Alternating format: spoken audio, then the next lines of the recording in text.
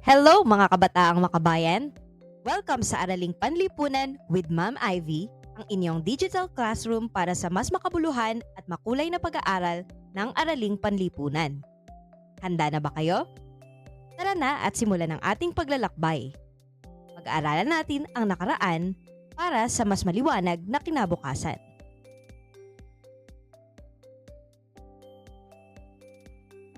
Listen up, Grade 10! Kapag sinabing political dynasty, hindi ito yung teleseryeng may royal family. Ito yung sitwasyon kung saan magkakamag-anak ang salit-salitan o sabay-sabay na humahawak ng posisyon sa pamahalaan. Ang tanong natin, kapag iisang pamilya ang matagal na nasa kapangyarihan, good governance ba to? O medyo sus? Let's find out! So, pagkatapos ng lesson, dapat alam na nating suriin ang epekto ng political dynasty sa trabaho, negosyo, kahirapan, at paggamit ng pera ng bayan. Kaya, focus tayo, ito ang goals natin today. Kasanayan sa pampagkatuto. Natataya ang implikasyon ng iba't ibang suliranin sa paggawa, pamumuhay, at sa pag-unlad ng ekonomiya ng bansa. Mga tiyak na layunin. Nasusuri at nabibigyang halaga ang mga sanhi at implikasyon ng dinastiyang politikal sa pag-unlad ng ekonomiya at pamumuhay ng mga mamamayan upang mapaunlad ang kakayahan sa matalinong pagpapasya. Nakabubuo ng isang mapanuring papel o plano sa pagtugon na nagtataya sa mga implikasyon ng dinastiyang politikal sa lokal at pandaigdigang konteksto ng ekonomiya. Naipapakita ang matalinong pagpapasya at pananagutan sa pagkilala sa mga epekto ng dinastiyang politikal sa pamumuhay at ekonomiya ng bansa. Are you ready?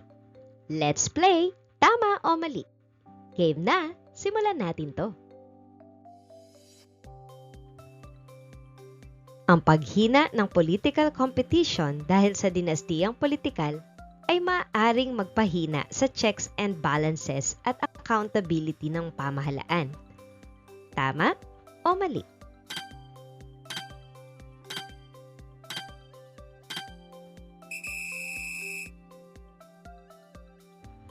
Ang sagot ay tama.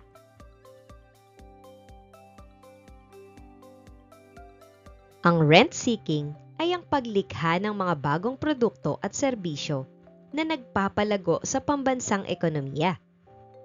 Tama o mali?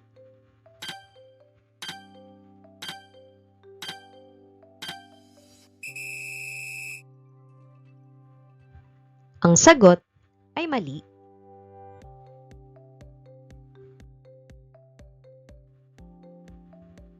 Ang paggastos ng pampublikong pondo ay mas naiiwasan sa favoritism kapag walang kontrol ang iisang pamilya sa politika.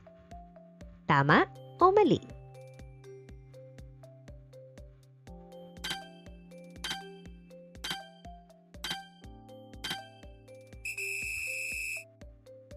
Ang sagot ay tama.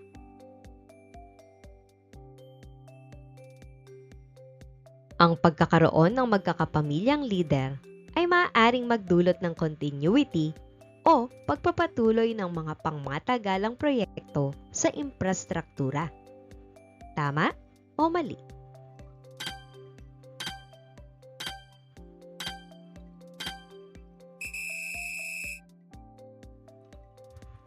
Ang sagot ay tama. Otomatikong pinatutunayan ng mga empirical research na ang bawat politikong kabilang sa dinastiya ay corrupt. Tama o mali?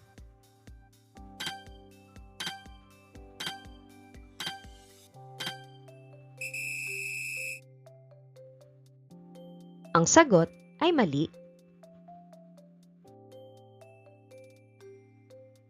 And now, let's go deeper. Tapos na ang warm-up. Alamin natin kung paanong direktang nakakaapekto ang political dynasty sa ekonomiya at pang-araw-araw na buhay ng mamamayan. Kaya, let's explore! Tara, alamin natin ito ng mas malalim.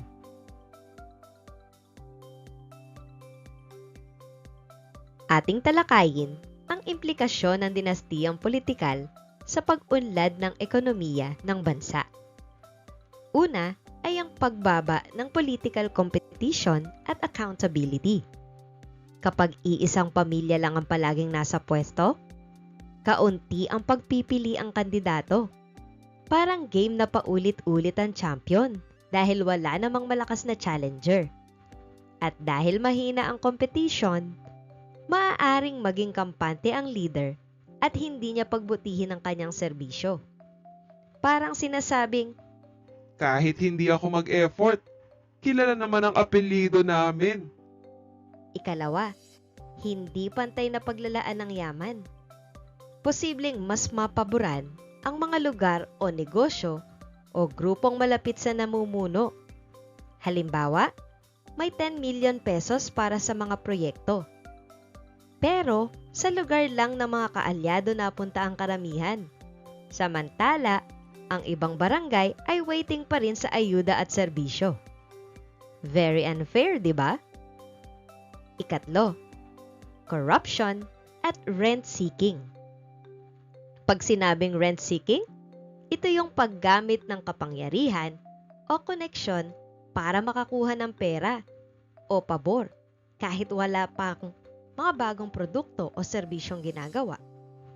Halimbawa, nanalo sa government project ang isang kumpanya hindi dahil siya yung best, kundi dahil ka-close nito yung opisyal. In short, may backer kaya winner. Kaya naman red flag yan. Ang ika-4, epekto sa negosyo at pamumuhunan. Kapag may favoritism, maaaring mawala ng chance ang maliliit na negosyong walang koneksyon. Kahit maganda ang kanilang produkto at proposal, talo pa rin sila dahil sa negosyong may backer. Hindi na skills versus skills, nagiging connections versus connections. Kapag ganyan ang sistema guys, baka mawala ng gana ang ibang negosyante at investors. Ang ika-5 ay ang kaugnayan sa kahirapan. May ugnayan ng political dynasty at kahirapan. Pero, hindi ibig sabihin na political dynasty agad ang nag-iisang dahilan ng kahirapan. Medyo chicken or egg? Situation ito. Posibleng dahil mahirap ang mga tao, mas umaasa sila sa ayuda at pabor ng makapangyarihang pamilya. Pero, posible ring hindi nababawasan o lalo pang lumalala ang kahirapan kapag hindi maayos ang pamamahala. Kaya naman, hindi pwedeng gumawa ng conclusion ng walang sapat na ebidensya. Facts muna bago mag-claim. Ang ika-6, epekto sa inclusive growth. Ang inclusive growth ay yung pag-unlad na hindi lang iilang mayaman, pamilya, o negosyo ang nakikinabang. Dapat, dama rin ito ng manggagawa, magsasaka, kabataan, mangingisda at maliliit na negosyante. Halimbawa nito, hindi sapat na maraming bagong building sa bayan kung marami pa ring walang trabaho at hindi makabili ng pagkain. Kung iilan lang ang umaasenso, hindi yun inclusive growth. Parang group project na iisang tao lang ang may grade. Hindi fair. Ika-7 ay ang continuity ng mga proyekto. May posible ring magandang epekto to. Dahil magkakamag-anak ang magkasunod na leader, maaaring maipagpatuloy ang mga nasimulang proyekto tulad ng ospital, paaralan, evacuation center o flood control project. Pero wait lang hindi naman automatic na good governance yon. Kailangan, malinaw pa rin kung saan napunta yung budget. Maayos ba ang pagkakagawa? At talagang nakakatulong ba sa mga mamamayan? Hindi pwedeng puro ongoing. pero walang visible na resulta. Show the resibo. Kaya class, ang political dynasty ay isang complex issue. Hindi natin pwedeng sabihin, Pure good. o naman, Pure bad. hindi agad.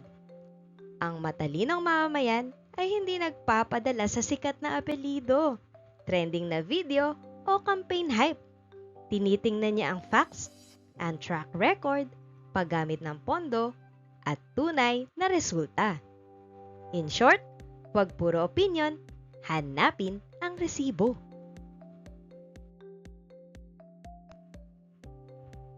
Bawat grupo ay magiging parang team of young policy analyst. Ang gagawin nyo ay hindi simpleng opinion lamang. Dapat may problema, epekto, ebidensya, at makatotohanang solusyon. Walang Bahala na si Batman. na sagot. Alright, hands-on muna tayo.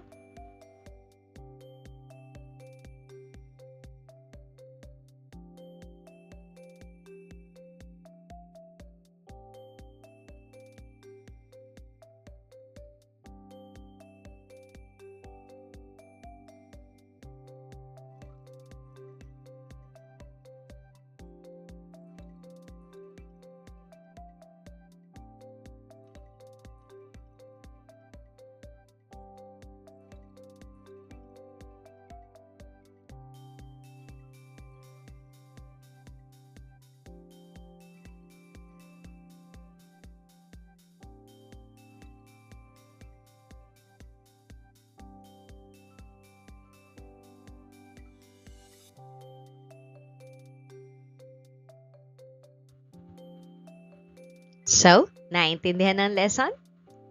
Sabay-sabay nating i-practice ang natutunan.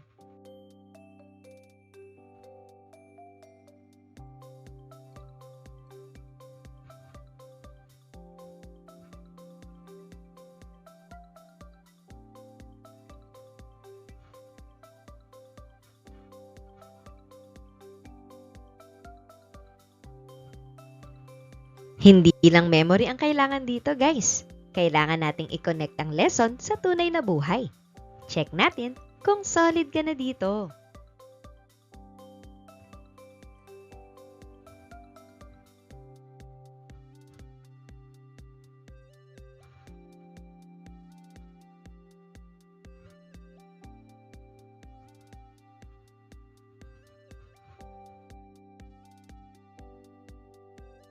Quiz time!